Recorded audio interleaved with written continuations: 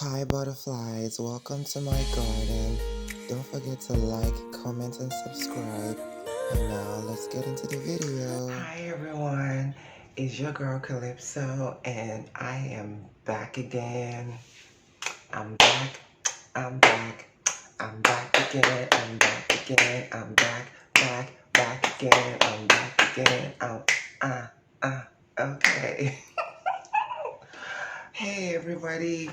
Ooh, I'm just happy today. Not that I'm not usually happy, but I'm just in a good mood today. Mm, mm. Sipping out of my special cup today. Don't worry, it's just juice, okay? It's nothing. It's just literally juice. There's nothing scandalous over here, okay? And I am in golden hour sunlight today. I am in that golden hour sunlight and I love it. Anyway, so this is just a piggybacking off of my last video where I talked about my dating fail, my just dating epic fail. That date was a fail. Anyway, so it got me thinking about something else that I've also experienced as well. Another trope is like diet racism, diet racist, I guess. You know, but to give you context, right? I live in Australia, and Australia is a predominantly Caucasian or white country in terms of population ratio. There are more white people than any other race.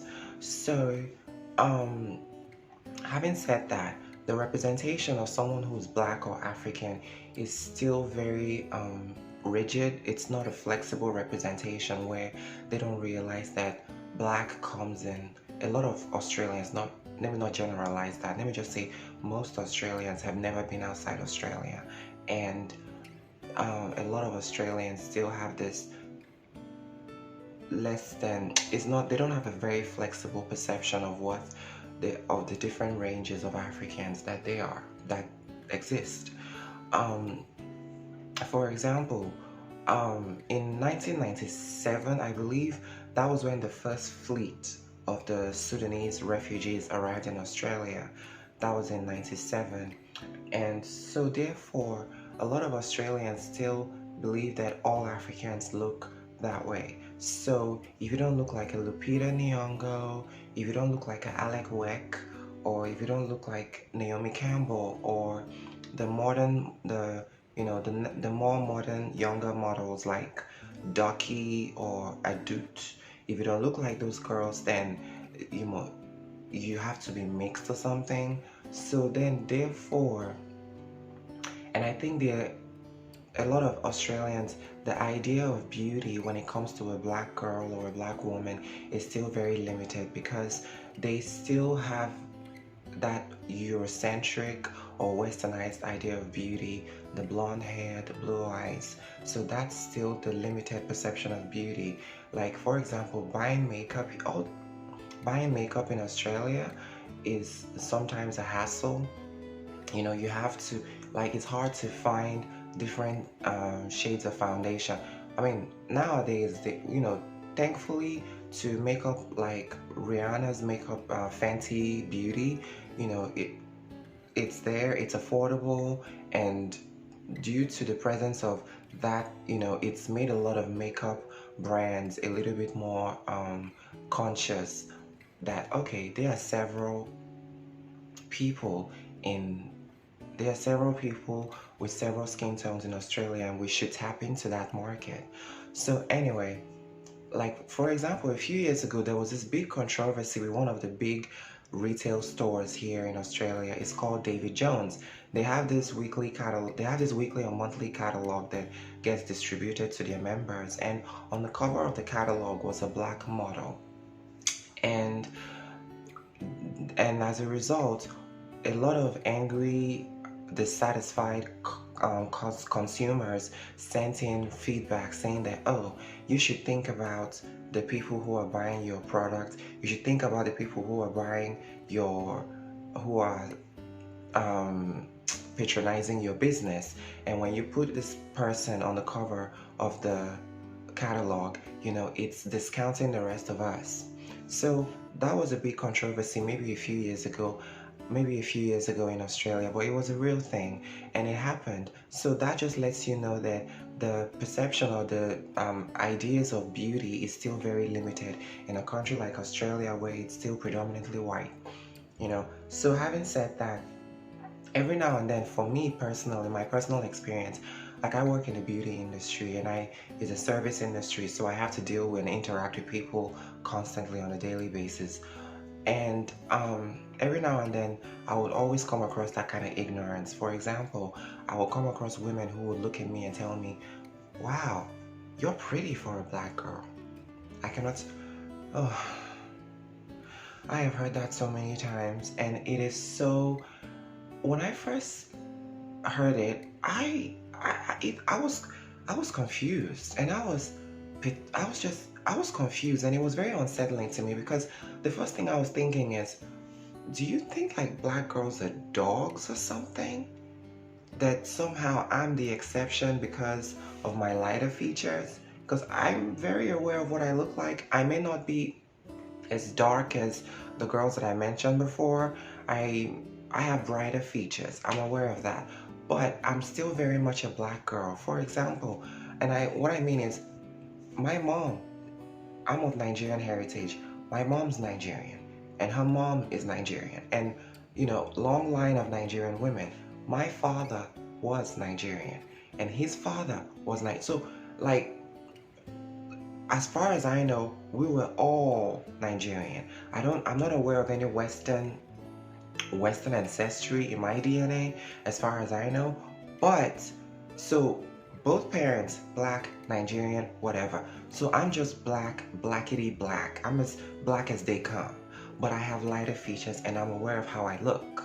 And I don't have a problem with how I look, honey. I'm just saying. But in saying that, just because of my lighter features doesn't make me superior to the more ethnic girls. It doesn't make me more superior to the darker skinned girls. So I took offense to that. I always take offense to that statement because it's like it's a slap in the face to an entire race of women. Oh, you're pretty for a black girl. Oh, you have lighter features. You must be mixed. No, I'm not mixed. Black women come in all shades and tones. We come in all skin tones. It's not just the Lupita look. For example, if you go towards the South African, they have the indigenous South African, like the gorgeous South African beauty.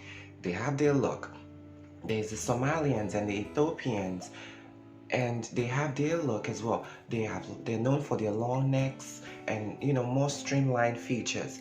And then there are the Kenyans, and then there's the West Africans, the Nigerians, and the Ghanaian and the Ghana and Cameroon, and then there's the North with the more when I mean Africans, I'm talking about the indigenous Africans. So you have the Northern Africans, the Moroccans, the Egyptians. We come in, but we're all African and we come in all skin tones.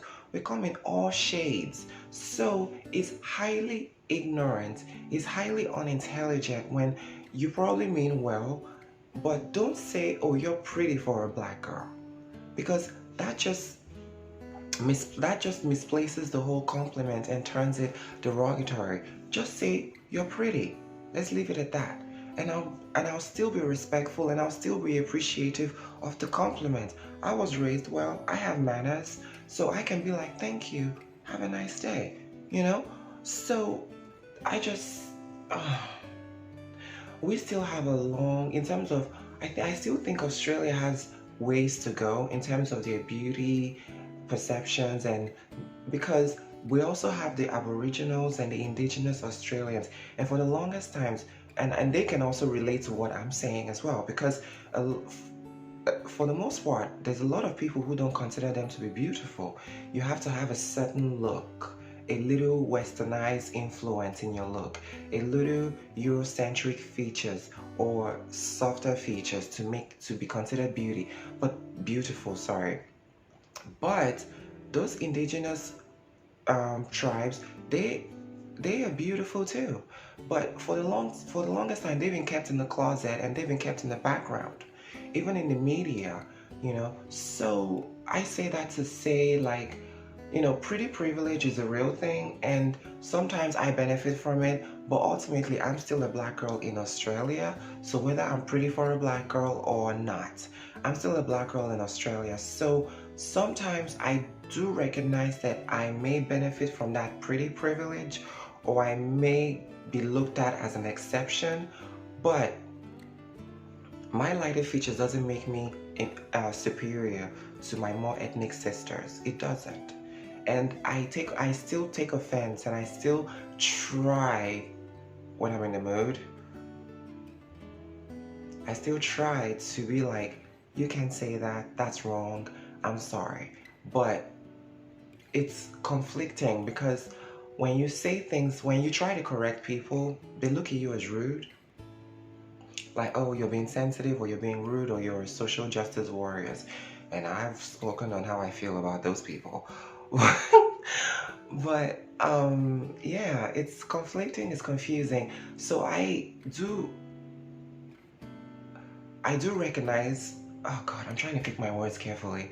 I do recognize what I look like, but at the same time, I'm still very much an African girl, and I'm still very much an advocate for Black is Beautiful. The Black is Beautiful movement didn't skip me, okay? I am not idol, I am not a Beyonce, I am not a Vanessa Williams, I am not like the light-skinned, light bright, damn near white girl, okay? I am still very much an ethnic African girl. So, having said that, I hope I was able to make some level of sense. The overall moral of what I'm trying, moral of the gist of the story, is that Black is beautiful, and it comes in all shades. You know, this ain't no Chris Brown video where I don't want no black kids allowed, or what's that other rapper, Kodak Black or something, who keeps disrespecting black women. I'm not, yeah, and none of that flies over here, okay? So, that's not what I'm about. And if it doesn't apply, let it fly. So, Black is beautiful, we come in all shades, and yeah, that's pretty much it. And pretty privilege is very much a real thing. Like, if you search through YouTube, you see several videos of girls who are talking about it, and they all have valid points. They all have valid points. And also, the whole trope of you're pretty for a black girl is also a common theme on YouTube. And every black girl who looks a certain way has experienced that in a lifetime, especially when you live in a Western society, you know, or a first world country. That is something that's quite common to hear for a lot of black girls, and I'm no exception. If you search through YouTube, there are videos that also state the same thing, and they all have valid points. So people, just try to be conscious of the things that you say, because words have impact, and words carry weight, you know. So educate yourself and try to understand that the world is made up of different races and different people, and we all have our different perceptions of what's considered beautiful. But however, it's unfair to impose your perception on other people without doing your own research and opening your mind a little bit. That's all. So thank you for listening to me run my mouth again.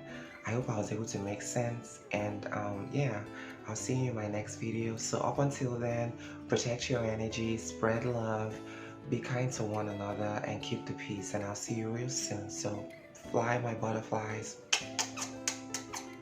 Bye.